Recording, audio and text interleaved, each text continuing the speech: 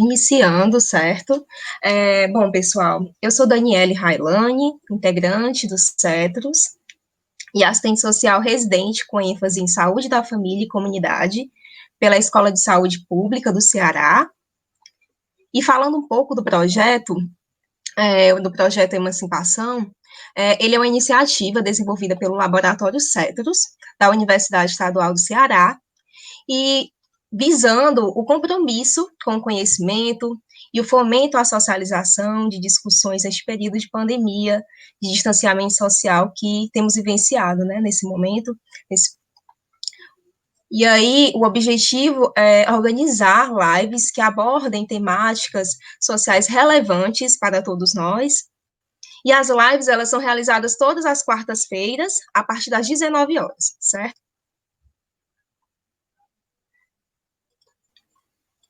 Vou aproveitar também para poder agradecer desde já o aceite do convite, Anderson, para este momento. Dizer que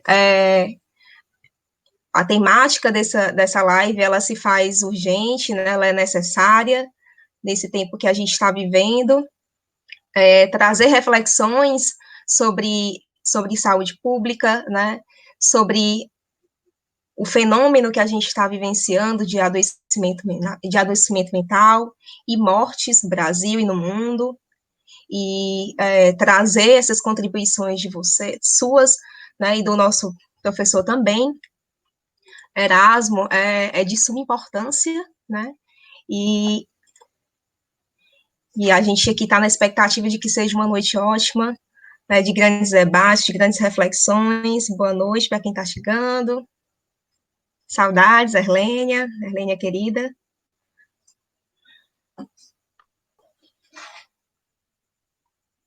Lembrando que a nossa live, ela tem como título Covid-19, Sistemas de Saúde, Adoecimento Mental e Mortes. Os nossos convidados, né, da noite, temos professor, né, Erasmo Ruiz, psicólogo, doutor em educação pela Universidade Federal do Ceará e professor adjunto da Universidade Estadual do Ceará, e também nosso querido Anderson Carvalho, que é psicólogo e doutorando em saúde pública pela Universidade Federal do Ceará. Então, as expectativas já são as melhores, né? Com esses participantes.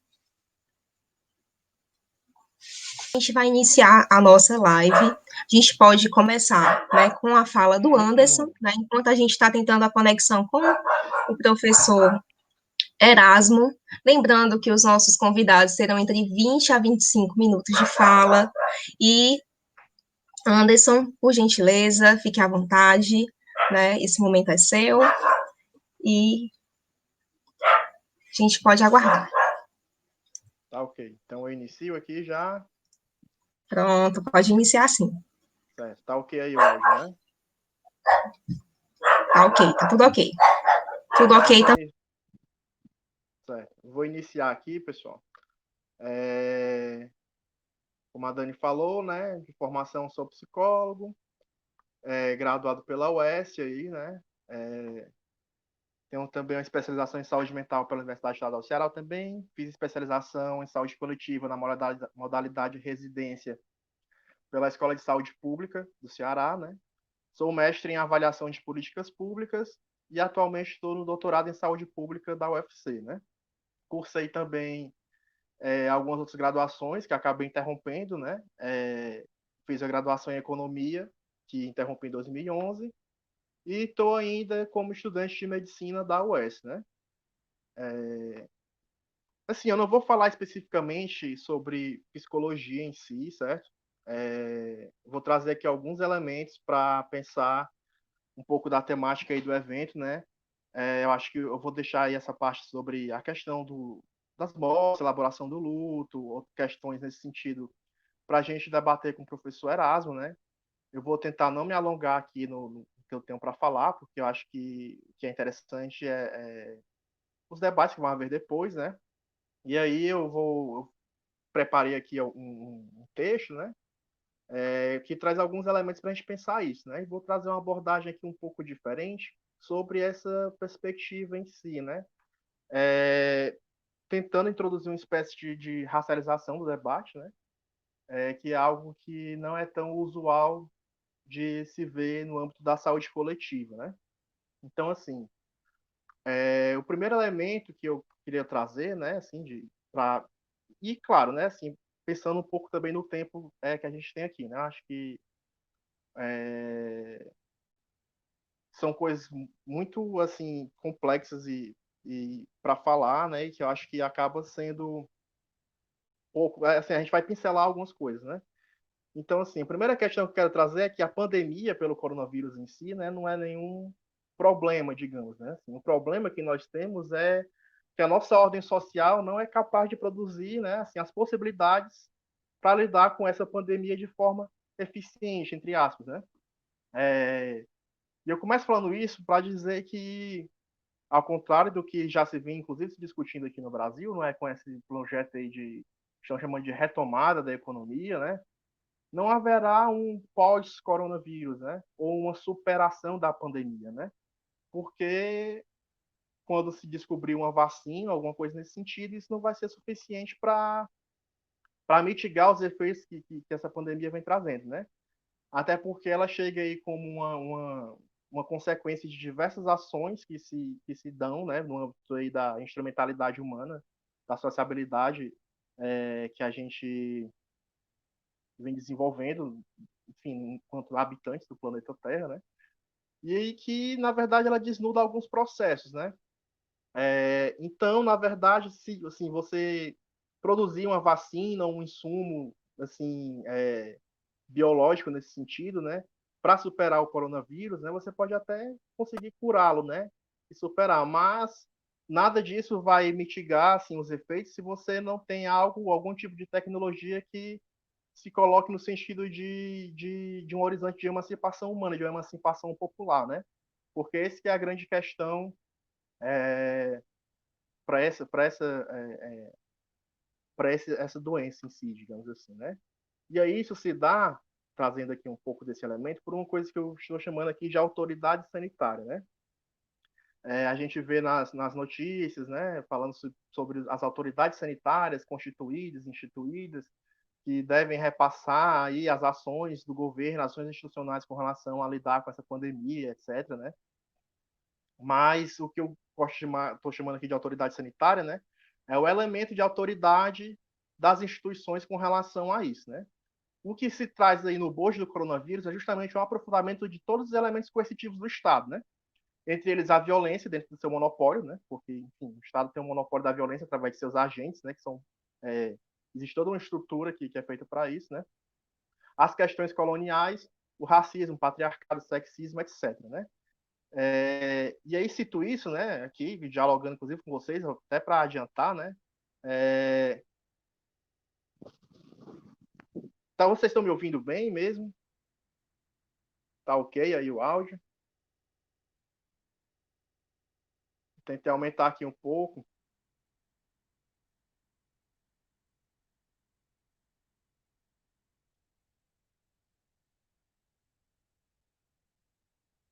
Estou falando aqui agora, vocês estão. Tá melhor? Melhorou o áudio aí? Vou continuar falando, certo? Então, é o que a gente chama aqui de autoridade sanitária.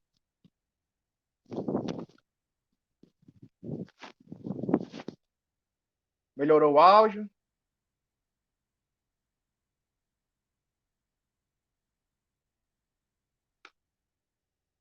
Ok, continuando, né? Melhorou o áudio. Então, retomando, né? Um elemento que a gente quer trazer aqui, né, como foi dito, foi essas questões, e uma coisa que eu estou chamando aqui de autoridade sanitária, né, que é o aprofundamento de todos esses elementos coercitivos do Estado com relação a como lidar com as populações, né? E em que medida se dá, né? Para citar alguns exemplos do próprio Ceará, né? Quando você pega a portaria da Secretaria de Administração Penitenciária, as primeiras atitudes que se tomam a nível de institucionalidade é proibir as visitas, né? Proibir as atividades religiosas dos sacerdotes dentro das penitenciárias, restringir os alimentos e objetos que são entregues a essas famílias, né?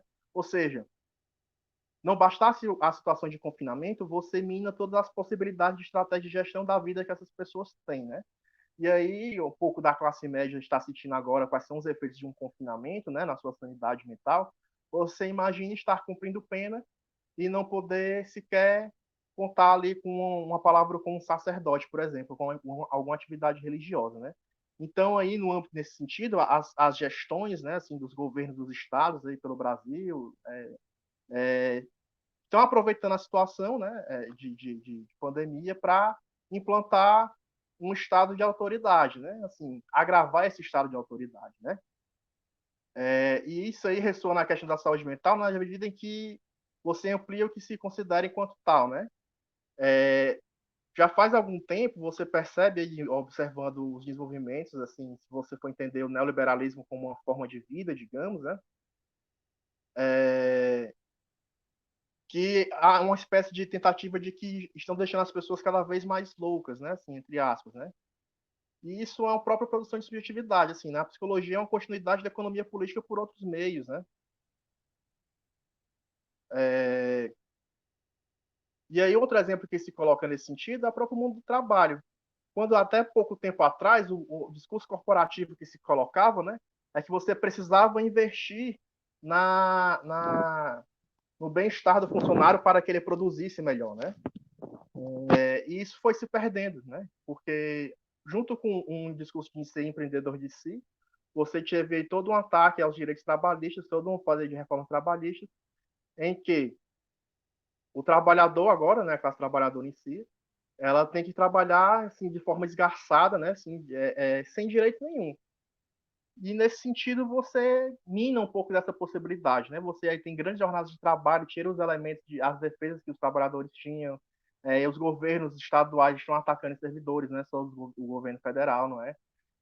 Um exemplo são os servidores da educação. Você tem projetos de lei que estão sendo mandados e sendo aprovados nas câmaras legislativas, que retira aí as férias, bonificações, licença-prêmio, diversos direitos que são de servidores nesse sentido, né, da educação. E aí todas essas questões vão se aprofundando no sentido de promover uma coerção maior nesse sentido, né? E aí quando você localiza essa dimensão na experiência brasileira, que você nada mais vê, digamos, né, é uma atualização desses mecanismos coloniais, né? Desse controle e violência sobre esses corpos descartáveis, né? Corpos racializados, pessoas pretas, pessoas indígenas, etc., porque são as pessoas que compõem a classe trabalhadora, em sua maioria, e que compõem as periferias, né? Então, o que você vê aí, antes, assim, dentro desse contexto de pandemia, é um cenário distópico de agressão geral, né, a todas as instâncias de humanidade, num movimento assim, avassalador de minar todas as possibilidades de vidas possíveis, né? E assim nós chegamos a um ponto em que é como se a humanidade fosse uma espécie de erro, né? Ao ponto que nós chegamos com o advento e desenvolvimento do capitalismo é quase que um erro, né? Tendo em vista essas sociedades disciplinares, estratégias de controle da gestão do desejo, digamos assim, né? E essa introdução, assim, para pensar esse tema, né, é para pensar as consequências com relação à saúde mental do âmbito da pandemia sendo as piores de todas, porque elas sendo devastadoras, né? Você tem um histórico de 400 anos de processos escravistas, né? 130 anos de pós-abolição, em que você vê atualizações desses processos, né, acontecendo, e a pandemia vem para reforçar isso acontecer mais uma vez pela gestão que os governos vêm fazendo, né, os entes federados, assim, tanto municípios quanto estados, quanto o presidente, né, vamos chamar assim. Então, você for pensar a saúde mental nesse contexto aí da pandemia, você vai ver que isso vai passar de certa forma, né? Esse pico aí de casos e tudo, mas esses efeitos de saúde mental só vão piorar gradativamente, né? E aí eu fui introduzindo isso, né, para citar, inclusive, aí a professora Zelma, dialogando com vocês, né, colocando que, como ela diz, né, que há uma questão racial que condiciona essa questão social, né, que aí as companheiras das ciências sociais vão saber falar muito melhor sobre isso, né. Então, dado o caráter estrutural do racismo, suas particularidades na sociedade brasileira, não racializar os debates que você faz com relação a qualquer coisa, sobretudo com relação às políticas públicas, é basicamente contribuir para um epistemicídio e contribuir para um projeto de eugenia e supremacia racial que ainda está em curso no país, né? Então, dito isto, a gente pode iniciar aqui a discussão sobre os sistemas de saúde em si. Tendo esse cenário todo desenhado, o que é que você vai ver e pensar? Não, por que deveria existir um sistema de saúde, digamos, políticas públicas de saúde, né? Lá no âmbito do nascimento aí da medicina social, que ela surge junto com o Estado moderno, né? Ela surge como uma polícia, como uma autoridade sanitária, né? E aí o que eu venho querendo trazer é justamente isso, né? As atualizações dessas formas de controle e violência sobre determinados corpos e produção de vida precária pela atualização dessa autoridade, né? Se você pensa um sistema de saúde que acontece nos mundos todos, enfim, no mundo todo, de maneira a manter-se um corpo produtivo, assim, um corpo saudável que produza, etc., né? Cada estado vai desenvolvendo aí o seu sistema, né? E aí, no caso do Brasil, aí você vê diversos movimentos sociais, né, que se aglomeraram e fizeram o SUS, né, que aí se dá no âmbito da Seguridade Social, né, que se deu no âmbito desse processo de redemocratização, mas que é também um período aí de neoliberalização da economia, das formas de vida, né, da década de 90, e de despojamento da proteção social, que inclusive é uma das justificativas de que o SUAS, né, que é o Sistema Único de Assistência Social, surge um pouco depois do SUS, né, não surge ali junto no âmbito da Seguridade Social como um todo, né. Nesse sentido, é importante pensar, né, quando a gente fala em política pública de saúde, a gente está falando de pacto social, né, de uma esfera de poder, de negociação entre grupos de interesse no âmbito da arena do Estado. Né? E aí isso é importante para pensar esse aspecto que a gente vem vivenciando agora, porque nós estamos aqui num momento assim, de pleno curso de um golpe jurídico, político, midiático, etc., né? Que está se atualizando, né? Que inclusive a extrema-direita avançou tão fortemente que agora tem inclusive suas próprias tendências internas, né? E isso é importante para se compreender porque a gente não está lidando, né, com pessoas que estão reivindicando a institucionalidade, né? As pessoas que estão pautando a política pública a nível federal, a nível de Estado brasileiro, são pessoas que estão lá para esculhambar a institucionalidade, né? Então, você cria ali um vácuo, uma espécie de entidade, assim, um movimento perverso, esquisito para você lidar, né? Lembrando aqui de uma coisa especificamente, né? A Regina Duarte, por exemplo, foi dar aquela entrevista, falou aqueles vários absurdos, né? E aí você vê depois, assim, o deputado Ivan Valente faz um requerimento dizendo para ela se colocar e dizer, né? Você está no palco para ela, né? Eu, se fosse ela, eu teria aceitado e teria repetido tudo que eu falei e me colocado. Ou seja, eles não estão jogando na institucionalidade, né? Então, para compreender a política de saúde mental nesse sentido, você tem que entrar nesse aspecto, né? Porque a gente vem nesse contexto que vem junto com esse golpe, aprofundamento de diversos elementos conservadores com relação à gestão da política, inclusive a emenda constitucional 95, né? Que aí a gente está começando a sentir os efeitos. O Brasil, a própria Apple já vale mais que o Brasil, né? Assim, a gente tem um PIB minúsculo, a gente está entre os piores crescimentos, assim, os piores cenários econômicos do mundo como um todo, né? E aí os governos, né, e as próprias secretarias estaduais, secretarias municipais vão colocar questões de que a pandemia está causando certas coisas, né? E isso reverbera na saúde mental. Em que sentido, né? No âmbito de construção da política de saúde mental brasileira, você, no decorrer desses 30, 40 anos aí, você desenvolveu um processo que talvez seja o maior processo de reforma psiquiátrica do mundo, tendo-se em consideração o tamanho da população, né? A gente sabe que a Itália tem uma experiência, mas estou falando assim, em sentido do tamanho do Brasil, assim, um país continental com diversos povos, né? Você conseguir instalar equipamentos que substituem modelos asilares aí do norte ao sul do país, e conseguir interiorizar equipamentos nesse sentido, né? Que em tese deveriam funcionar de base territorial e comunitária, capilarizar de certa forma esse serviço, né? Que através de 2011 regulamentar uma rede de atenção psicossocial com diversos componentes, os diversos níveis de atenção que tem a saúde pública no Brasil, né? É uma coisa que avançou-se nesse sentido, né? Mas que dentro desse aspecto e mudanças que foram colocadas no campo institucional brasileiro e campo político, né? Vem perdendo alguns elementos, né? E aí lembrando que são cenários de interesse, né? E aí, pegando essas concepções iniciais de toda esse elemento que a população brasileira já vinha sendo exposta, né? E aí é algo que passa batido nos cursos, né? Assim, nas formações como um todo, né? E eu digo isso assim, como uma pessoa que tem aí pelo menos 10 anos de experiência de atuação a nível de assistência, gestão e de estudo e pesquisa no campo da saúde mental, né? Entre uma graduação em psicologia, uma especialização em saúde mental, um trabalho com relação à gestão da saúde mental numa secretaria municipal, uma secretaria estadual, está pesquisando isso a nível de mestrado e doutorado, e eu nunca ouvi falar sequer uma referência negra de saúde mental, né? Fui ter conhecimento disso num curso sobre cinema, né? Então, a própria formação que se dá nesse sentido, ela não ressoa nesse aspecto, né?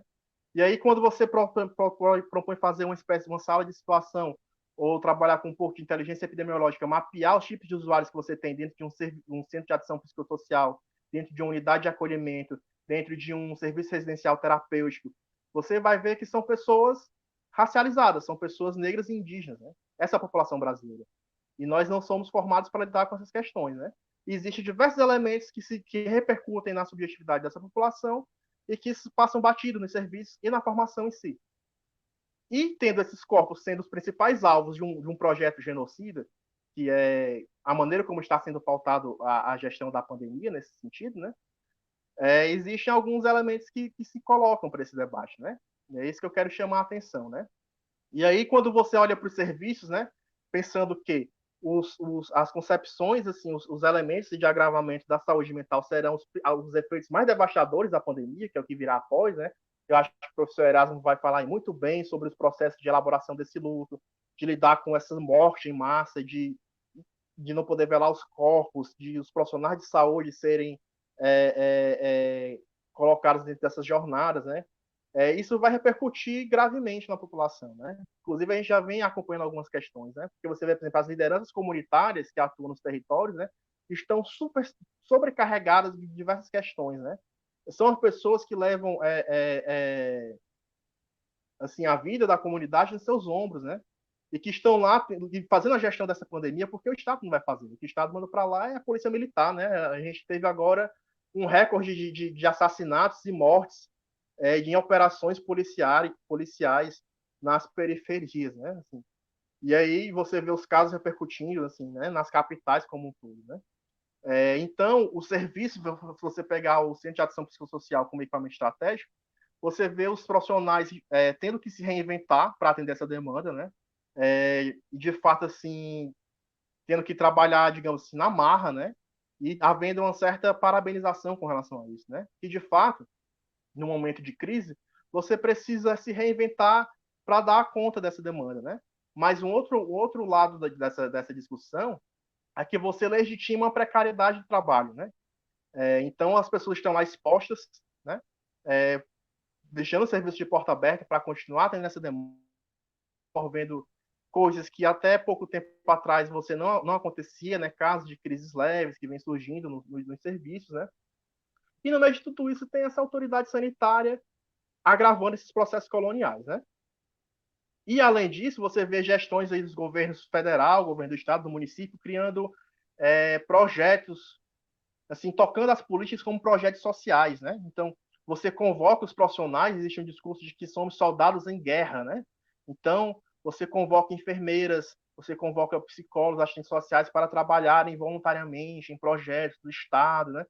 E isso é uma coisa meio, assim, perversa nesse sentido, né? Porque, assim, quando você vai adquirir insumos para testagem, para a questão assim, da tecnologia dura com relação ao vírus, você paga, né? Você não está convocando assim uma caridade nesse sentido, né? E isso é grave se pensar a política pública, porque a política pública está lá para garantir e assegurar direitos, não é para fazer ações humanitárias nesse sentido, nesse aspecto, né? E aí nesse colocando isso, né? Além de desnudar esse véu de colonialidade e aprofundar essa violência e vigilância por meio dessa autoridade sanitária, e esse esquema de controle, né, a pandemia vem também atestar a real capacidade de serviços do sistema de saúde, dentre os quais estão os serviços de saúde mental, né? E, além disso, até mesmo os cemitérios, funerárias, etc. Né? Você não tem capacidade sequer de enterrar os corpos, né? E aí, você vê, né? Avançando um pouco nesse sentido. Que aí, vou pensar um pouco de dois elementos, né? Interdependentes, para já ir finalizando, certo? Eu não sei nem quanto tempo tem aí, mas eu vou colocando aqui.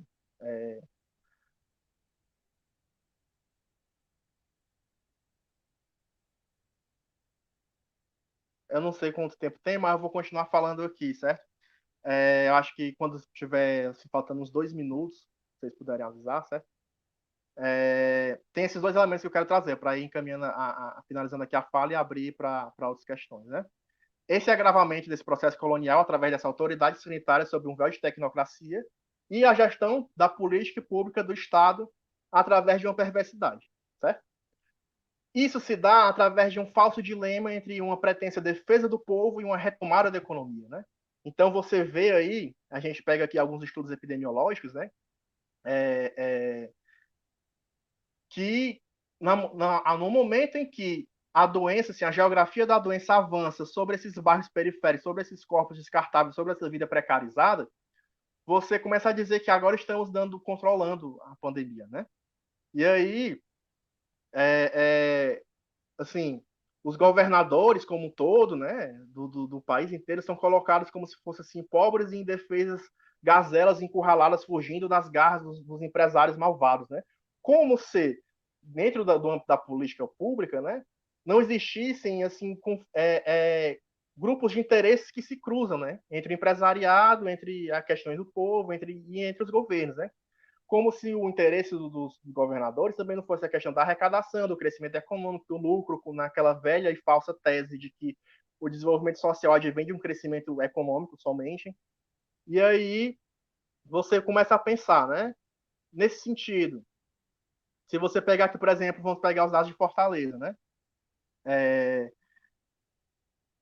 As publicações a nível assim da literatura mundial mostravam que esse vírus, né, sobretudo nos países chamados países em desenvolvimento, né, subdesenvolvidos, como queiram chamar, se dá através dessas classes médias, classes altas, né, assim, dessas pessoas com poder aquisitivo, e isso aconteceu em Fortaleza, né,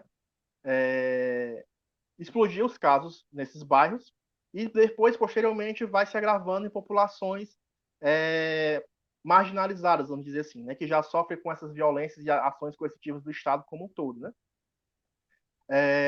E esses estudos apontam, né, também que quando o vírus chega nessas populações, é um desastre, é uma carnificina, né?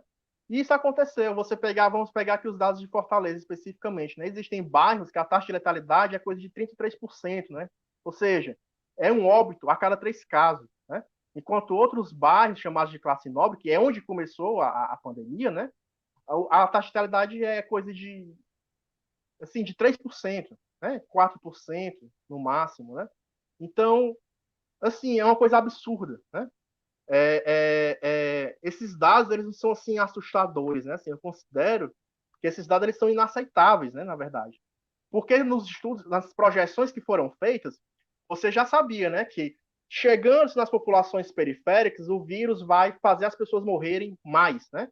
Porque elas não têm acesso a serviço de saúde privada, né? Você tem que preparar todo um arsenal de, de todo um arsenal de equipamentos, de atenção hospitalar, de serviços diversos para lidar com isso. E as pessoas têm uma dificuldade de acesso, e existe um problema crônico que existe, né, com relação ao sistema de saúde, e as pessoas morrem.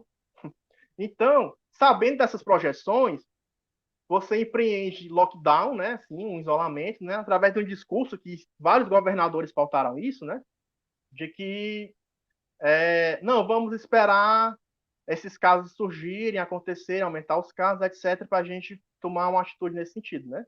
Então, como é que você, sabendo pelas projeções que isso iria acontecer, você espera as pessoas morrerem para tomar uma decisão nesse sentido, né?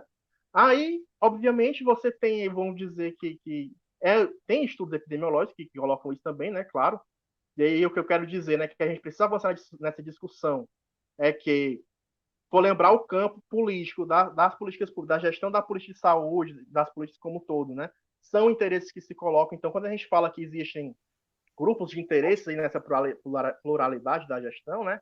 Não é dizendo que uma coisa foi feita em detrimento da outra, somente uma coisa ou outra, né? Mas que existem critérios que foram colocados em mesa, né? Estamos no ano eleitoral.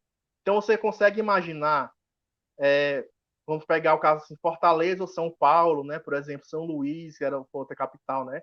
Você fazer um lockdown assim que começam os casos a se desenvolver e você fechar ali Aldeota, Meireles, Praia de Iracema, Cocó, no ano de eleição,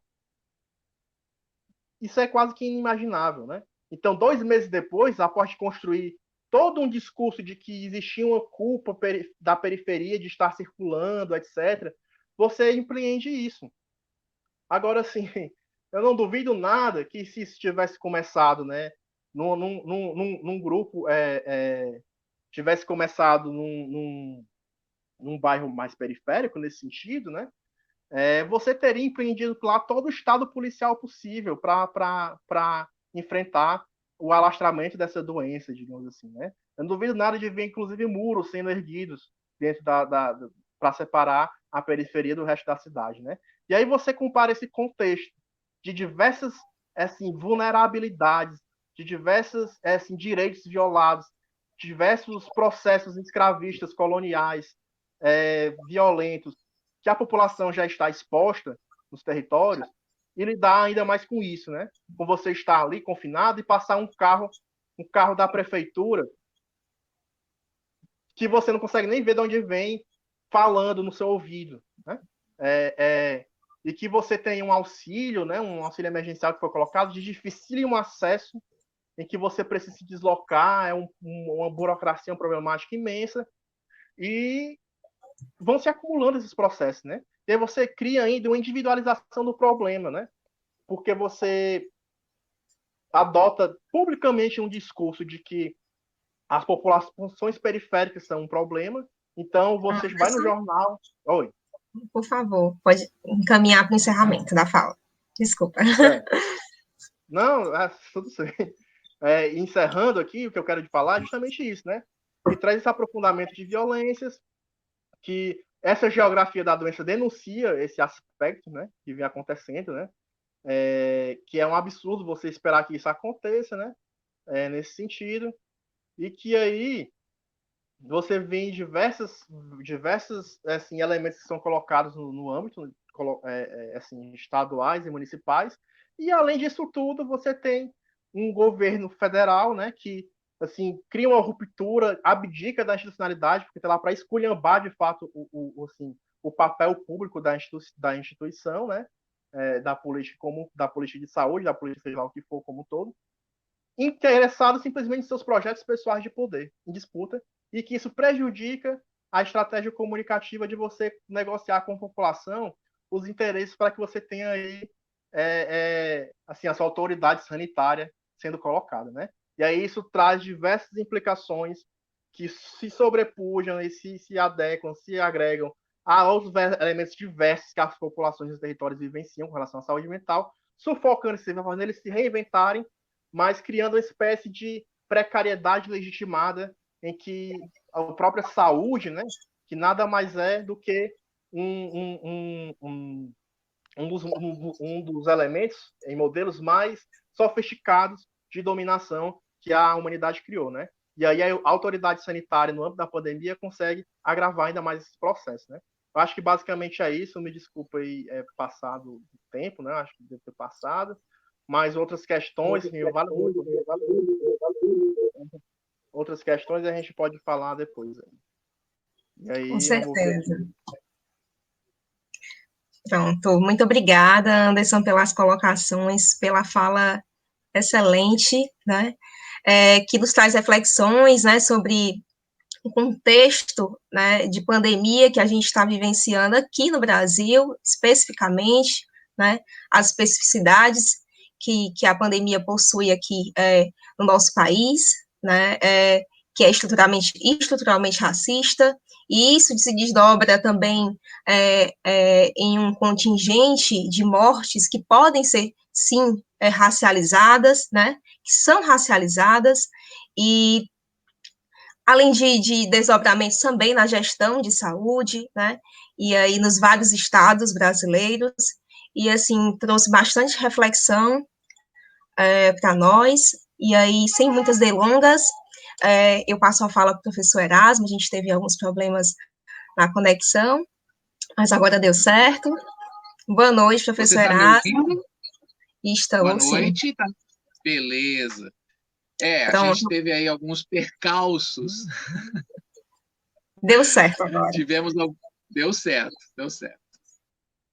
Então, podemos começar? Vamos lá, então. Primeiramente, né,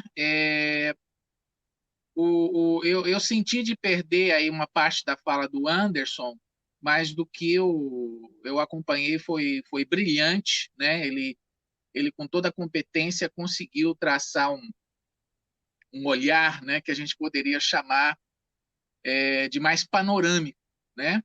Fazendo aí uma análise macroestrutural, né? E eu vou partir de uma outra direção. Eu acho que aí talvez ou as visões se complementam ou elas podem produzir aí uma ampliação das possibilidades de discussão do fenômeno da pandemia, não é? A pandemia ela tem uma peculiaridade de nos colocar uma experiência, uma empiria que praticamente nenhum ser humano no planeta estaria plenamente habilitado para lidar. Por que eu estou dizendo isso? Porque a última grande pandemia que o planeta teve foi em 1918, com a chamada gripe espanhola, tá certo? E conforme a gente vai olhando, inclusive, alguns textos que fazem, né, livros, documentários que fazem a reminiscência desse período, é interessante perceber que algumas coisas, né, que nós estamos fazendo em termos daquilo que a gente poderia chamar de acertos e erros, aludem a esse momento vivido pela humanidade, tá certo? Então, o que a pandemia representa? Vamos lá, vou tentar colocar isso em exemplos bem práticos, né? Normalmente, todos nós passamos por processos de mudança de vida, né? Que são acompanhadas de vários elementos, né? Vai passando os anos, nós vamos envelhecendo e, com isso, tendo maior possibilidade de adoecer, não é? A nossa capacidade de renda e consumo pode flutuar, né? Em um momento eu posso ter alguma grana, algum excedente, em outro momento eu posso estar passando um sufoco danado, tá certo? Só que essas mudanças elas vão impactando de forma diferenciada as pessoas dentro de uma certa linha de tempo. Nos momentos de crise, os processos de mudança elas tendem a impactar um maior número de pessoas. O que está acontecendo com a pandemia? É que no momento em que ela aparece, praticamente todo um modo de viver, todo um modo de vida entra em processo de absoluta crise com impactos imediatos no cotidiano, né? Eu vou pegar um exemplo singelo. Até a pandemia, pedir uma pizza num sábado para comer com a família em casa por um aplicativo era a coisa mais normal do mundo, né? Era lá pegar o aplicativo, chamar, a pessoa vinha de moto, deixava a nossa pizza lá na guarita de um apartamento, do condomínio, aí a gente descia, pegava e vinha para casa. Aqui em casa nós estamos tentando introjetar as normas de controle, restrição sanitária, tá? Estamos vivendo aqui o isolamento social, e agora pegar uma simples pizza se tornou uma coisa meio complicada, não é? Primeiro, você vai ter que colocar uma máscara, depois você vai ter que tirar o teu sapato e colocar uma sandália, um chinelo previamente colocado lá do lado de fora do apartamento. Aí você vai pegar um elevador morrendo de medo, porque pode ter lá um vírus em suspensão. Quem mora nos andares mais baixos não usa mais elevador. Aí você vai, pega a sua pizza, vem correndo para casa. A primeira providência é pegar álcool, limpar a caixa de papelão Aí eu vou correndo para o banheiro, tomo um banho completo, e aí venho e como a minha pizza. Perceberam? Né? Tudo ficou um pouquinho mais complicado. E se a gente começar a pegar essa exemplificação e ir nas outras direções, a gente vai perceber que o impacto é gritante. Impacto em que sentido? Hábitos do cotidiano, assimilados por processos educacionais formais e informais, assimilados pelo contato com os nossos pais, pelo contato com outros seres humanos, eles agora estão sendo reinventados.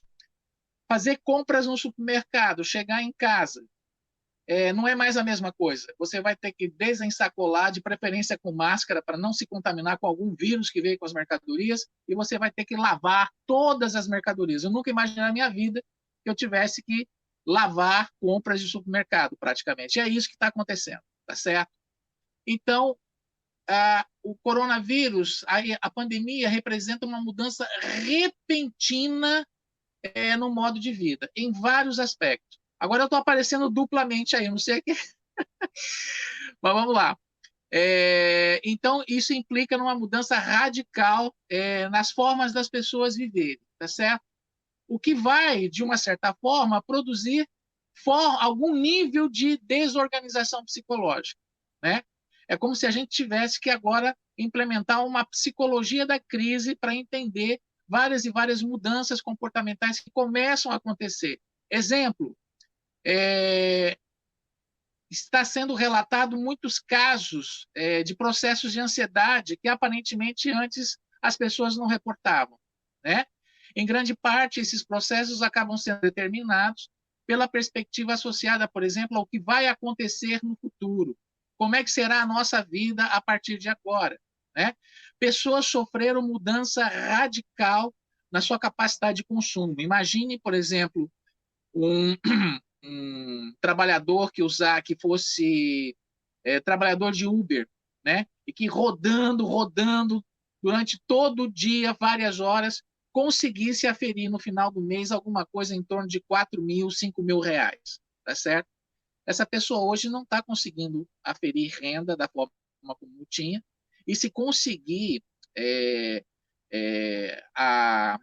o auxílio aí de 600 reais, terá que radicalmente adaptar a sua vida a uma queda brusca de capacidade de consumo, ok? Então, isso é um fator para todos que estão envolvidos nesse processo, é um fator gerador de desorganização psicológica, na medida em que, dia após dia, nós vamos descobrindo que nós temos que reinventar formas de se comportar. Agora, a gente ficou sabendo hoje que a probabilidade aí no mês de junho do comércio reabrir é muito grande, tá certo? Se as pessoas cumprirem as normas sanitárias para poder voltarem gradualmente ao comércio, elas vão ter que entrar agora em lojas usando máscara em pouca quantidade, a mesma coisa aí para restaurantes e bares, ou seja, de novo, né, todo um conjunto de ações que são modificadas pela perspectiva da pandemia. Portanto, uma das características básicas dessa situação é tornar presente ameaças que nós estamos acostumados a reprimir de forma mais fácil. Ameaças essas que expressam toda a nossa vulnerabilidade. E agora eu me refiro especificamente à situação do medo de morrer, ou dos medos, os vários tipos de medo associados à perspectiva da morte, na medida em que o coronavírus ele se torna uma espécie de memento mori coletivo, tá certo? Então, o que é o memento mori? O memento mori é uma expressão que vem da filosofia. Memento mori quer dizer, literalmente, lembre-se da morte ou lembre-se que você vai morrer. E o tempo todo nós somos expostos de uma maneira mais sutil ou direta ao lembrar-se que você vai morrer, ao memento mori. Então, por exemplo, eu sou um estudioso na área de tanatologia e o meu gabinete aqui tem vários memento moris, né? Eu tenho essa caveirinha vermelha que eu coloco aqui do lado do meu computador e ela fica olhando aqui para mim o tempo todo, tá certo? Então, a caveira, né, é um símbolo clássico, né, que nos lembra o tempo todo, né, de que um dia nós vamos morrer. E no caso, né, dos tanatólogos, A lembrança da morte, na verdade, gera uma potência de vida. Isso faz com que eu fique com um certo andar mais apressado para resolver ou implementar projetos de existência, tá certo? Só que tem um problema. Nós somos criados imersos no tabu da morte, que faz com que as pessoas, na maior parte do tempo, neguem a falar, a discutir, a refletir sobre a morte enquanto um fenômeno existencial e pessoal. É muito mais fácil refletir sobre a morte enquanto abstrações, é muito mais fácil refletir sobre a morte dos outros. E o coronavírus e a pandemia nos expressa o tempo todo a morte no sentido abstrato, na medida em que os milhares e milhares de seres humanos que estão morrendo são transformados em curvas, são transformados em números, quando, na verdade, por detrás dessas curvas existem pessoas muito parecidas com a gente, que tinham sonho, desejo, vontade de viver, projetos de existência. E agora nós não temos mais como fugir disso. É como se a todo momento que a gente entrasse na internet, soubesse de alguma novidade de um vizinho que lá embaixo nos acena pela janela e conta o que aconteceu, tudo parece girar no entorno do coronavírus, como está acontecendo exatamente nessa live aqui agora, né? Não é à toa que a gente está discutindo isso, porque esse é o assunto do momento, esse é o assunto que chama a atenção das pessoas e sobre o qual as pessoas querem refletir. E, inevitavelmente, esse é um assunto que lembra de toda a nossa vulnerabilidade. Portanto, de novo, sendo um bom substrato para a produção de processos de ansiedade, sendo um bom substrato para a produção e ou potencialização de processos de ordem depressiva. Agora, quando a gente está falando da perspectiva de pensar essas questões ligadas ao trabalho, quando a gente ouve os epidemiólogos, os médicos alertarem, pedindo para que as pessoas fiquem em casa, eles dizem, olha, o hospital pode entrar em colapso. Aí, para quem não vive o cotidiano dos hospitais, para quem tem meramente a visão de um paciente que volta e meia retorna à possibilidade de atendimento a um hospital, não tem noção do que significaria um hospital ou um serviço de saúde, uma unidade básica de saúde, uma UPA, um hospital, entrar em colapso. E o que isso poderia determinar em termos de qualidade de vida, saúde e saúde mental dos trabalhadores. Então, não quero ser profeta do apocalipse, tá certo? Mas eu vou tentar colocar algumas exemplificações que sinalizariam, em parte, por que é que os trabalhadores expressam principalmente medo, né? E, em algumas circunstâncias, esse medo fica extremamente exacerbado e começa a comprometer perspectivas relacionadas diretamente à questão da saúde mental. Então, vamos lá. Primeiro, o que a situação da Covid muda no entorno da perspectiva especificamente da morte? Ela faz com que entre em colapso todos os rituais que nós aprendemos para lidar com a perspectiva da finitude. Então, por exemplo, rituais de despedida.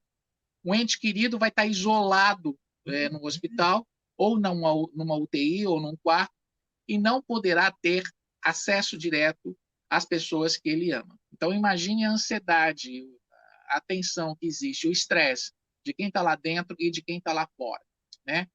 Pessoas que estejam às portas da morte não poderão falar últimas palavras, dizer as últimas palavras, falar sobre os seus últimos desejos e, em tese, terão comprometidas a sua capacidade de se comunicar com seus entes queridos.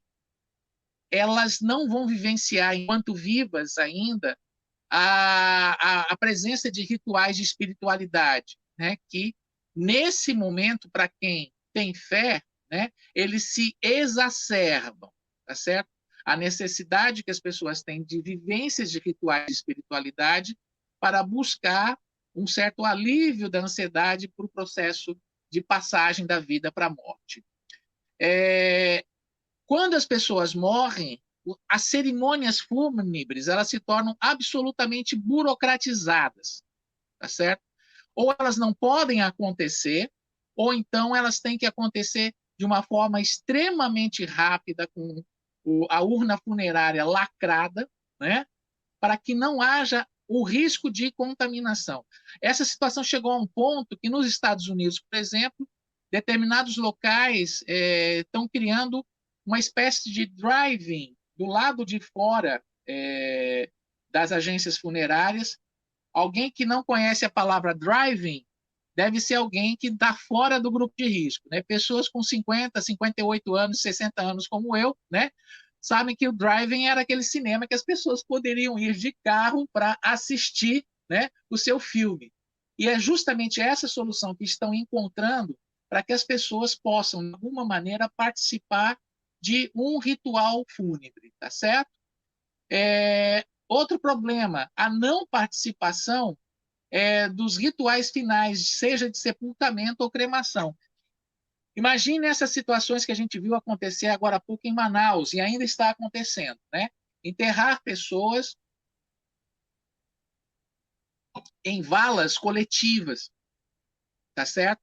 É uma coisa extremamente brutal, porque quando alguém morre, os entes queridos ainda preservam os atributos de pessoa de quem morreu, ok? Então, quando alguém é sepultado numa vala comum, é como se aquele indivíduo tivesse perdido completamente a sua individualidade, completamente a sua identidade. É como se fosse uma espécie de segunda morte, né? Por que eu estou falando disso tudo? A questão da Covid, ela coloca uma problemática muito complicada para vivências de processos de partida. Em que sentido? Quando a gente vai construir um processo de luto, esse processo de luto, o próprio nome está dizendo processo, ele implica na realização de algumas tarefas para que lá na frente a elaboração da perda possa se transformar em alguma coisa assimilável para a pessoa, para que ela possa retomar algum nível de normalidade em relação à vida. Então, uma das primeiras tarefas que a gente tem que realizar é, por exemplo, tomar contato com o corpo de algum ente querido que a gente já que tenha falecido, tá certo? Estar na presença do corpo é fundamental para que a negação daquela morte comece a entrar em diluição. Participar de rituais também é importante. Por quê? Porque a morte de alguém que a gente ama é sempre, de alguma forma, ameaçadora para nós. Porque nós lamentamos a morte de alguém porque nós amamos, porque sabemos que aquele processo será irreversível, nós vamos perder aquela pessoa, mas a morte dela também nos lembra que um dia nós morreremos. Portanto, a morte de qualquer pessoa que a gente ama é sempre desestabilizadora para nós, em todos os sentidos. Donde os rituais servem para afirmar a morte e, ao mesmo tempo, negar que a morte aconteceu. Então, por exemplo, no velório, de repente, chega o padre e faz uma missa de corpo presente. A missa de corpo presente é o ritual que vai afirmar, de fato, que aquela pessoa morreu e que, portanto, nesse momento nós estamos nos despedindo dela e, ao mesmo tempo, vai afirmar para a gente de que a morte não existe, que a morte seria uma passagem. O que se fala mais na missa de corpo presente é o quê? É que o morto foi para o céu, que um dia ele vai ressuscitar, e lá de cima ele olha pela sua família. Ou seja, os rituais em torno das questões fúnebres têm essa dupla função: afirmar que a morte aconteceu e, ao mesmo tempo, negar que ela de fato aconteceu e negar que a nossa própria morte um dia vai acontecer também. Donde, dito tudo isso, como o coronavírus faz com que o processo de rituais no entorno da morte também entre em colapso, é previsível que essas pessoas que participaram diretamente, ou pelo menos parte delas, que participou diretamente dessas mortes, terão problemáticas de saúde mental lá na frente, né? O que é chamado em psicologia de luto complicado. E que, de alguma forma, em algum momento, vai precisar de alguma ajuda, de alguma intervenção de ordem especializada. Agora, imagine os trabalhadores de saúde, tá certo? Imagine os trabalhadores de saúde o tempo todo participando de uma quantidade significativa de óbitos. Todo mundo que trabalha na saúde, principalmente nos hospitais, né, vão ter que lidar com óbitos. Só que essas perdas, elas são espaçadas, não é? Mesmo nas unidades de emergência, tá certo? O que é que está acontecendo agora? O que está acontecendo agora é que as mortes elas vão ocorrendo uma após a outra, sem que os profissionais de saúde possam, de fato, parar para dar uma respirada e elaborar tudo aquilo que está acontecendo. E como é que muitas vezes essas mortes acontecem em alguns locais desse país e que já sinalizam para a problemática do colapso? O que é o colapso? O colapso é a perda da capacidade dos serviços, a partir da organização dos processos de trabalho, em oferecer respostas que estejam resolutivas às demandas de saúde que estão chegando aos hospitais. E qual é o problema? Não é só coronavírus que vai para o hospital. Um amigo, outro dia, teve que levar o filho correndo para uma unidade de urgência e emergência, morrendo de medo de se contaminar, porque o filho teve uma apendicite aguda e precisava ser operado.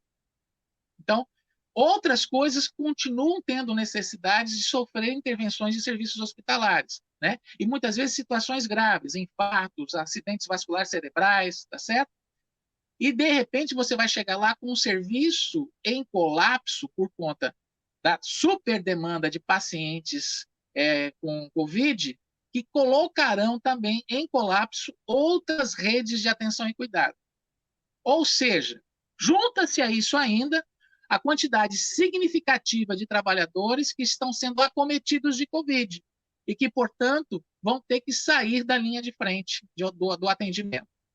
Então, a situação é calamitosa e é contra isso, né, que as medidas de isolamento social elas são implementadas. Às vezes as pessoas pensam assim, nossa, então o isolamento social é para me proteger do coronavírus. Isso é só metade da verdade, né? É que se eu pegar agora a Covid e for para um hospital, eu corro o risco de não ser atendido de forma adequada, como situações que a gente está sabendo, um caso que eu ouvi falar do Rio de Janeiro, de um hospital do norte do país, eu não me lembro mais o local, em que o hospital tinha UTI, o hospital tinha respirador, entretanto, não tinha droga sedativa para que a pessoa fosse entubada. E ela morreu, apesar de poder desfrutar de todos os insumos mais complexos para poder ser atendida. Colapso hospitalar significa, inclusive, pessoas estarem esperando por atendimento, deitadas em camas, e corpos presentes numa enfermaria, já colocados de forma adequada dentro de sacos plásticos e tal, mas que não foram removidos simplesmente porque eles não tinham onde ser colocados.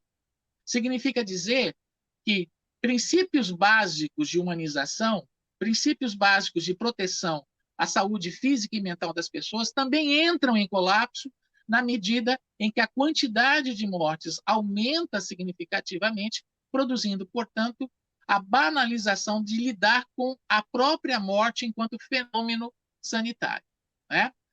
É uma outra questão que é ameaçadora aos trabalhadores de saúde. A clara percepção que a precarização do trabalho significa, muitas vezes, o colapso dos materiais, os EPIs, os materiais de proteção, máscaras, visores, tá certo? O que significa, o que tem como consequência básica, por exemplo, no Brasil, o fato de que, a estatística que eu li era de 7 dias atrás, 102 médicos no Brasil haviam morrido de Covid. A maioria deles em processo de atendimento, em processo de trabalho nos hospitais. Os Estados Unidos hoje, né, com um número 6 ou 7 vezes maior de casos notificados e com um número, nesse momento, quase 5 vezes maior de mortos, teve 1/3 do número de profissionais médicos mortos. Então, isso está sinalizando para alguma coisa, certo? A mesma coisa aconteceu com trabalhadores de enfermagem. O número de trabalhadores de enfermagem mortos no Brasil supera a soma de trabalhadores de enfermagem mortos quando tem a soma da França com a soma da Espanha. Também é outro dado gritante. O que isso está sinalizando? Precarização das condições de trabalho, superexposição a jornadas ultra intensivas, na medida em que muitas vezes o fato de haver trabalhadores muito doentes, né, não podendo trabalhar, faz com que aquele que esteja num determinado plantão acabe dobrando esse plantão. De vez em quando a gente vê isso na televisão, nas pessoas com o rosto marcado, porque elas ficaram um tempo excessivo tendo que usar máscara, certo?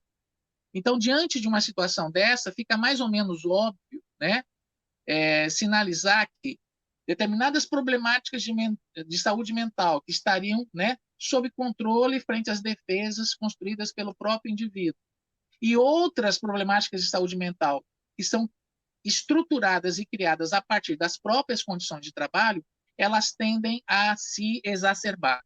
Eu sei do caso de uma pessoa que é do meu convívio próximo, né, que ela criou uma espécie de isolamento dentro da própria casa, morrendo de medo de contaminar a família, até que depois de 2 semanas, simplesmente ela não conseguia mais permanecer dentro do trabalho por conta de suores intensos, taquicardia, tá certo?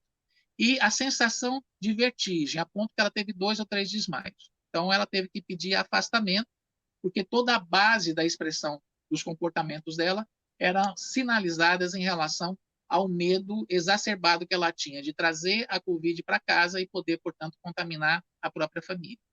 Então, toda essa estrutura, né, todo esse leque de problemáticas, infelizmente, o Brasil perdeu uma oportunidade rara, né? Todas essas coisas estavam acontecendo muito antes de acontecer aqui. Primeiro China, depois o impacto na Itália, depois na Espanha, depois Grã-Bretanha, Reino Unido, ou Alemanha e a Europa inteira. Até que a pandemia chega ao Brasil com um número restrito de casos e começa a crescer também. Embora em alguns locais do Brasil houve todo um esforço da estrutura do SUS em habilitar profissionais para trabalhar com a situação da Covid, ainda assim, por razões que todos nós sabemos e que, de uma certa forma, o Anderson já pincelou, né? Os desencontros entre as políticas que se tentou engendrar a partir dos estados em contradição com aquilo que a estrutura federal dizia que não era para ser feito, tá certo? Isso criou uma confusão de senhas que a parte da população, infelizmente, está exposta a ser gado caminhando para o matadouro. Recentemente, um estudo nos Estados Unidos sinaliza a possibilidade que em agosto nós tenhamos no Brasil em torno de entre 120 a 130 mil mortos. Ok? Então, o que eu acho que vai sair dessa pandemia, né? Assim eu espero, né? Uma certa ampliação da conscientização dos movimentos de trabalhadores na área da saúde, né? Eu chamaria de luta sanitária, né? A luta hoje ela não se dá apenas e tão somente pela reposição da capacidade de consumo perdida, da renda perdida, pela ampliação da política genocida neoliberal no Brasil, que a gente teve o desprazer de ouvir da boca do senhor Paulo Guedes, naquela inconfidência permitida coletivamente pelo Supremo Tribunal Federal, né? Todo o sadismo irônico de sinalizar que, na verdade, de fato, não há segunda intenções, né? O objetivo dessa política é a locupletação completa, né, da capacidade de luta da classe trabalhadora. Eu acho que, de uma certa forma, vai haver uma reestruturação dos próprios movimentos de trabalhadores, né, que, de uma certa forma, talvez retroajam em função do próprio aprofundamento da crise. O que eu chamo de retroagir, né? Na segunda metade do século XIX, pelos efeitos da Revolução Industrial, os grandes movimentos de trabalhadores lutavam pela manutenção da sobrevivência física. tá certo? Então, eram os grandes movimentos para redução de tamanho de jornada, de trabalho, proteção da mulher e a proteção da criança nos espaços fabris e tal. Parece que, de uma certa forma, nós estaremos retornando um pouco a esse enfrentamento da barbárie, mas de uma posição um pouco diferente, na medida em que hoje, né, nós temos um pouco mais de sabedoria para poder implementar lutas, usando, inclusive, espaços como esse aqui, para difundir ideias e agregar as pessoas em torno dos movimentos de luta e libertação. Ok? Basicamente, era isso que eu tinha para falar, e agradeço o convite e peço desculpas pela minha incompetência tecnológica aí no começo. Demorou para eu conseguir botar o celular aqui para funcionar. Maravilha. Maravilha. Agradecer a sua fala, agradecer as colocações, muitos comentários sobre a sua fala, sobre a fala do Anderson, muitos elogios, né? E ressaltar que as colocações, a sua fala, ela, enquanto profissional de saúde, falando, né? Ela traz um despertar mesmo, assim, sobre algumas reflexões que eu tenho feito durante o cotidiano de trabalho, que realmente tem sido muito difícil, né? A pandemia, ela tem forçado a nós, trabalhadores, né, profissionais de saúde, a repensar muito sobre a nossa prática.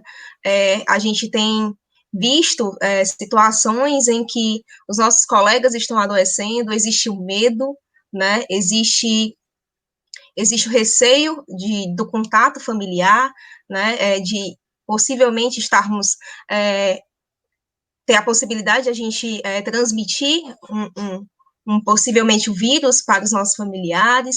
Então, tudo isso se desdobra em processos de adoecimentos também, né, em relação à nossa forma de ver a vida, de ver o processo de trabalho em saúde, e aí, ao mesmo tempo, a gente vê as limitações da saúde, né, frente a esse contexto, que a gente sabe que o SUS não estava preparado, né, para esse contexto, e a gente se depara também com a falta de incentivo, a indiferença do nosso governo federal, né, e de alguns governantes em relação à pandemia, ao número de mortes que a gente está, ao absurdo, né, um número absurdo de mortes de pessoas que têm sido acometidas pelo coronavírus. Então, suas colocações, tanto sua quanto do Anderson, nos traz muitos elementos para a gente poder refletir e nos contemplam, né, enquanto profissionais de saúde também, né. E aí a gente tem recebido alguns comentários, perguntas, e aí eu já também convido as pessoas, nossos colegas, a também trazerem os mais comentários, colocações, perguntas, que esse é o momento de a gente poder socializar, de a gente poder dialogar sobre essa temática tão importante, né? Então, trazendo alguns comentários, né, e algumas perguntas também, a Gisélia Almeida pergunta: Anderson, nessa lógica de aprofundamento do Estado autoritário, pensando a construção do processo de participação e controle social, e ainda o processo de desconstrução da política de saúde mental. Quais as possibilidades você visualiza para a resistência da população na defesa das políticas de saúde mental? Essa é uma pergunta. A Isabela Epifânio comenta, né? Anderson, poderia compartilhar essas referências de autores negros e negras que você encontrou que discutem saúde mental?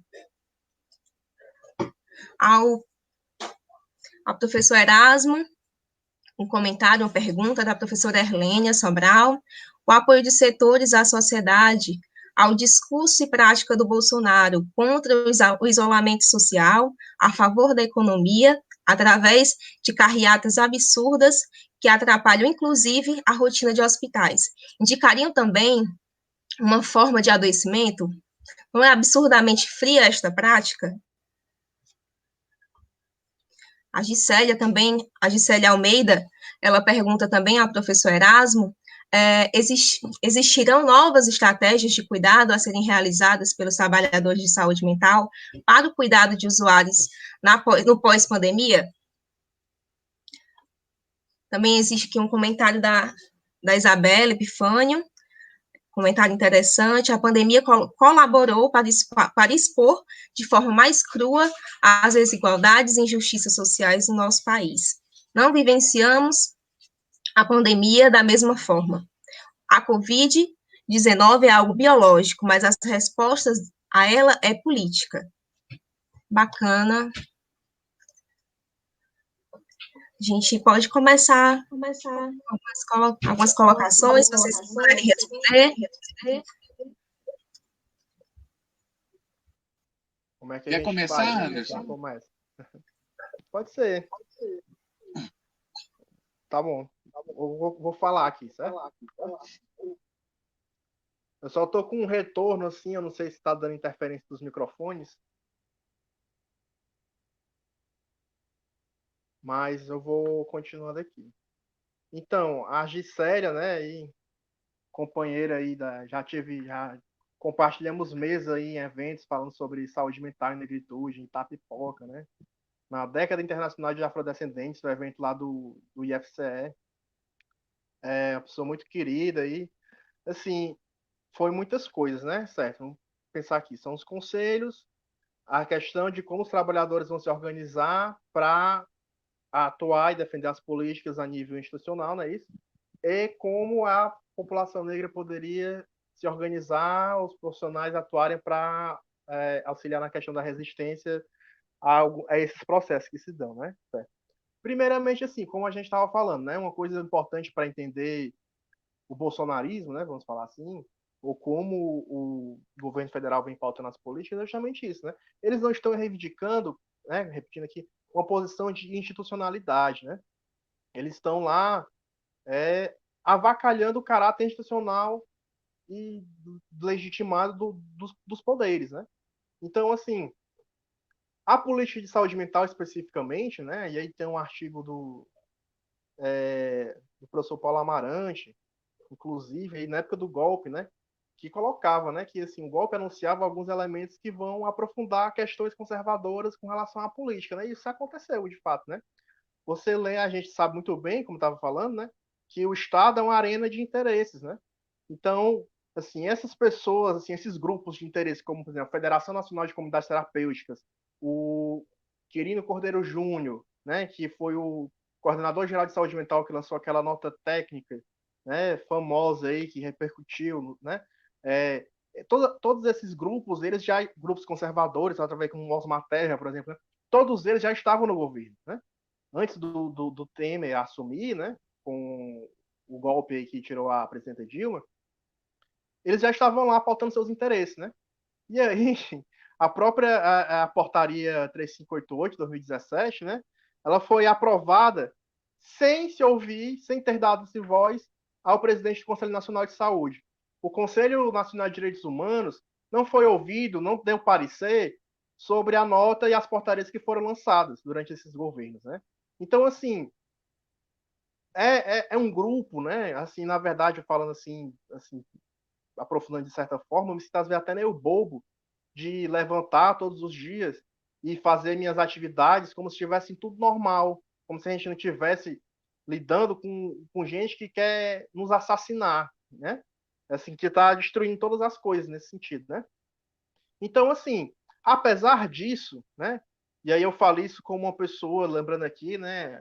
Me recordando aqui do ano passado, que participou aí de 6 conferências municipais de saúde, né? Que o tema da conferência, né, era democracia e saúde, né? Nós estivemos lá palestrando em 6 conferências municipais e facilitando alguns grupos, né, sobre algumas das temáticas e eixos. São espaços que são relevantes ainda nesse contexto, né? Ainda existe um mínimo de institucionalidade, sobretudo nos outros entes federados, como, por exemplo, nos governos estaduais, né? Então, assim, os conselhos estaduais de saúde, os conselhos municipais de saúde, conselhos locais de saúde e de assistência social, de educação, das políticas promotoras, eles estão funcionando, né? apesar da gente saber que existe uma certa cooptação, que é assim, uma coisa fisiológica da forma de participação que se dá, ainda é um espaço que se tem, né? Apesar de ser fragilizado e de que o governo não se interessa muito por isso, e eu falo isso pensando assim um pouco, eu também atuo como na presidência da Comissão de Direitos Humanos do Conselho Regional de Psicologia, na sede de Fortaleza, né? Então a gente discute muito, assim, tem muito cuidado sobre as posições que a gente coloca com relação ao próprio governo, porque, enfim, assim, somos todos ameaçados, né, nesse sentido. Mas aí eu acho que a gente precisa, de alguma forma, dar uma lufada de ar, de reviver, assim, esses agrupamentos, esses conselhos, né? E, neste sentido, eu trago aqui, lembrando aqui uma fala da minha dissertação de mestrado, né? Teve uma pessoa que eu entrevistei, assim, um interlocutor, que ele trouxe uma fala muito boa nesse sentido, né? Ele dizendo assim, olha, não, teve esses ataques, né, que aconteceram com a política, mas quem está lá na ponta, no serviço, somos nós. Né? A política de saúde mental é lei ainda. Tudo isso daí é lei. E quem está lá dentro do serviço sou eu, sou você, etc. E nós estamos lá ainda nesse sentido, né? Então, de alguma maneira, você ainda tem um papel para pensar esse aspecto, né? E aí, com relação à população e saúde, à saúde mental da população negra, com os profissionais, é isso. A gente tem que buscar se municiar desses elementos, né? São coisas que, como a gente sabe, por conta de todo o processo histórico e a questão racial e a questão social que se coloca no Brasil, de colonialismo, racismo, etc., né? É difícil você falar disso dentro dos cursos, né? Mas isso vem mudando um pouco, né? Inclusive, são efeitos aí das políticas afirmativas. E uma coisa que eu falo, assim, quando eu vou discutir com os colegas da medicina ou os colegas profissionais como um todo, né? Assim, quando eles não estão muito abertos para discutir a questão racial a fundo, você coloca um argumento meio mais utilitarista mesmo, né? Assim, é dizer simplesmente, se você não tem capacidade de lidar com as repercussões do racismo na saúde mental da população, de como a maneira que o racismo interfere e repercute aí na subjetividade ou no seu trabalho, você não tem como trabalhar, entendeu? É simples assim. Se você não dá conta do racismo, você não tem o que fazer dentro de um CRAS, você não tem o que fazer dentro do CAP, você não tem o que fazer no posto de saúde, você não tem o que fazer no hospital, porque não é igual. Se você for perguntar para a tecnologia dura do discurso de ensino da saúde, vai dizer que, assim, né, do profissional, não, um câncer de mama, ele vai se dar de maneira igual em todo mundo, porque é um câncer de mama. Mas isso não é verdade. Se você se aprofundar aí no trabalho de micropolítica e produção de subjetividade, do produção do cuidado e saúde, você vai ver que tem diversas repercussões que se colocam. E aí, pensando assim, para finalizar, né, tomar muito espaço, num país que aí é o maior país da diáspora negra de África, no mundo inteiro, né, assim, o Brasil só não tem mais pessoas negras do que a Nigéria, né? Como é que você vai atuar dentro de uma política pública, seja ela qual for, inclusive de saúde ou política de saúde mental, se você não conhece, não tem artifícios para manejar as repercussões do racismo dentro desses seus usuários, né? Talvez isso seja uma coisa que dê aí um caminho para pensar por que certas coisas não dão certo, né? Assim, por que você não tem sucesso terapêutico em alguns elementos? Porque, de fato, como é que você vai, né, enfim, manejar isso, né? Mas aí a gente já tem diversos coletivos se formando, né, de profissionais, de professores, etc., para discutir essas questões que até um pouco tempo atrás não é difícil na academia, né? E aí, deixando para Isabela, eu acho que, para não me alongar muito aqui, eu posso passar essas referências todas aí para o pessoal, né? E eles postam, encaminham para ela, né? Mas só para citar um aqui, né? Porque é um assistente social que tem uma produção super relevante nesse sentido de articular o racismo com a saúde mental no país, que é a professora Raquel Gouveia Passo, da Universidade Federal Rural do Rio de Janeiro, né? É uma pessoa jovem, né? Uma professora jovem que entrou na vida acadêmica e como professora, servidora da educação há pouco tempo, mas que tem uma produção incessante nos últimos anos sobre essa questão, né? E trabalha nisso de maneira brilhante, né? Além dela, tem a professora Jeane Tavares, né, da Universidade Federal do Recôncavo Baiano. Fora isso, tem as outras referências clássicas, né? Como Fanon, Neuza Santos Souza, etc. Mas aí eu posso passar depois alguns elementos sobre isso, né? E eu acho que contempla nesse sentido e abro aí para o professor Erasmo, né?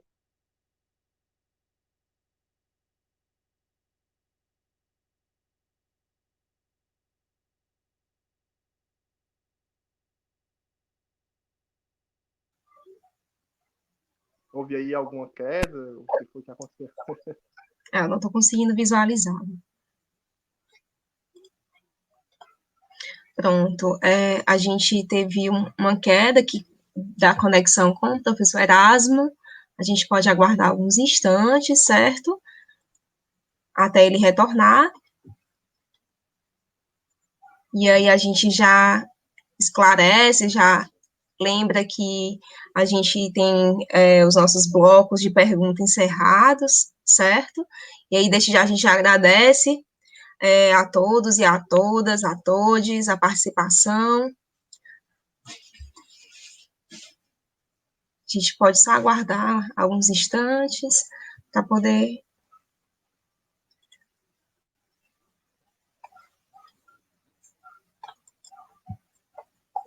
ter o professor retornar.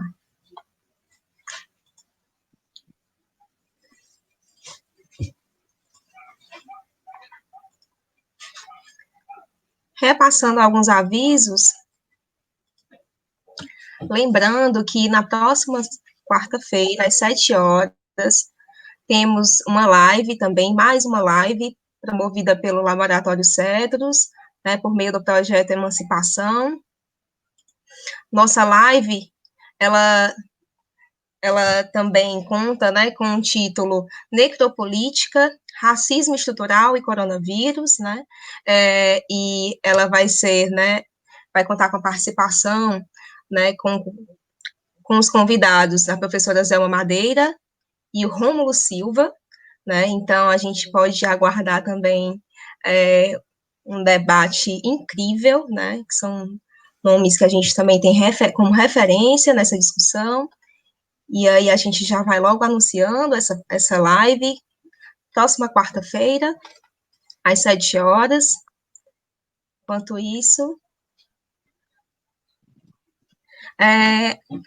falando um pouco também da minha experiência, né, com o Cedros, eu fui bolsista, né, de iniciação científica no laboratório durante a minha graduação em serviço social, e agradecer também, né, o convite do Cedros por participar, né, desse momento, para mim, que é incrível, né, é um prazer estar aqui, é um prazer estar dividindo esse momento ao lado de dois nomes, né, professor Erasmo, que também foi meu professor na graduação, Anderson Carvalho também, um colega de longa data, e, assim, dizer que é um prazer estar compartilhando esse momento com vocês,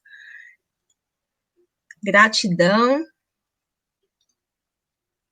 e um abraço também à professora Erlênia, né, que foi minha orientadora durante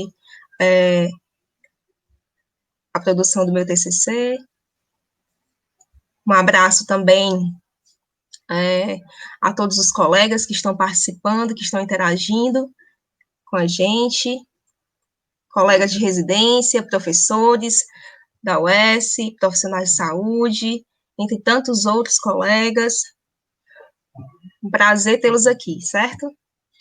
A gente está tendo realmente um problema, ainda não conseguimos entrar em contato com o professor Erasmo, mas vamos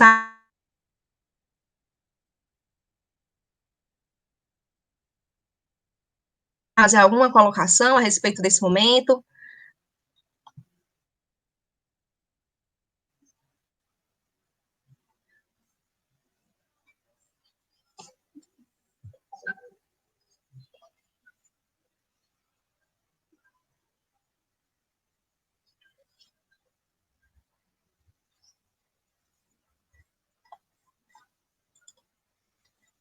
Anderson?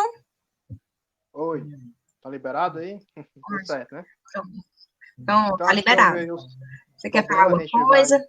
vai encerrando, né? Aqui eu acho, se despedindo, né?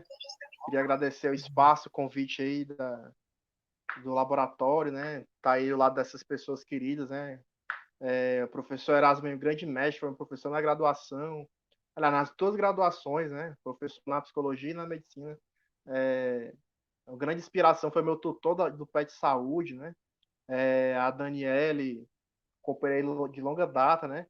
E agradecer o convite, né? Deixar aqui o comentário final, né? De que agradecer o espaço e a oportunidade. Espero que a gente consiga avançar aí nas discussões, continuar providenciando aí esses momentos, né? Outros espaços até mesmo, quando essa questão toda passar, né? E estamos aqui à disposição para pensar essa questão aí das políticas de saúde como um todo, né? Tentar racializar esse debate acerca das políticas públicas, né? Algo que é muito incipiente, de certa maneira, ainda no debate acadêmico. Eu digo assim, debate acadêmico hegemônico, né? Então, é algo que a gente precisa estar sempre retomando, e acho que por isso que eu fiz questão aqui de tentar abordar por esse lado, né? Para a gente ter um panorama um pouco diferente do que a da saúde mental especificamente, né? Do que é tratado classicamente. E no mais é isso. Boa noite a todos vocês. Fiquem bem, se cuidem aí durante essa pandemia, né? E é isso. Gratidão a todos e todas e todes. Vamos seguindo. Pronto, bacana. Muito obrigada, Anderson. Repassando aqui o informe, né? O CETROS, ele apoia a ação solidária, a vida acima do lucro, organizada pela OPA, Organização Popular, Unidade Classista, União da Juventude Comunista, JC, Coletivo Feminista, Ana Montenegro, Estado.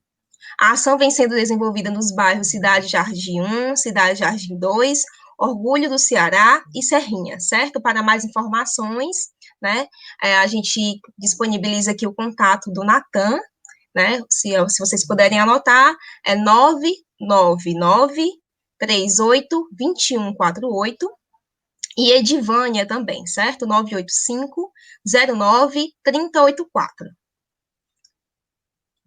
E aí, gente, infelizmente a gente perdeu o contato com o professor Erasmo, mas a gente deixa aqui, né, reitera que ressalta que ele vai gravar um vídeo respondendo às perguntas, né, dos colegas que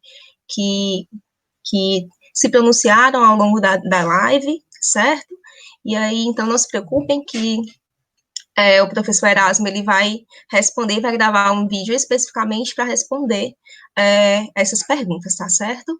E aí, no mais, eu gostaria também de lançar meu agradecimento, né, gratidão mais uma vez, né, aos convidados, professor Erasmo Ruiz e Anderson Carvalho, né, que abrilhantaram nossa noite com um debate tão sensível, contribuições muito relevantes, né, e também agradecer, né, os nossos convidados, agradecer os nossos ouvintes, os telespectadores, estudantes, residentes, profissionais, inclusive de saúde, né, que prestigiaram e participaram da nossa live.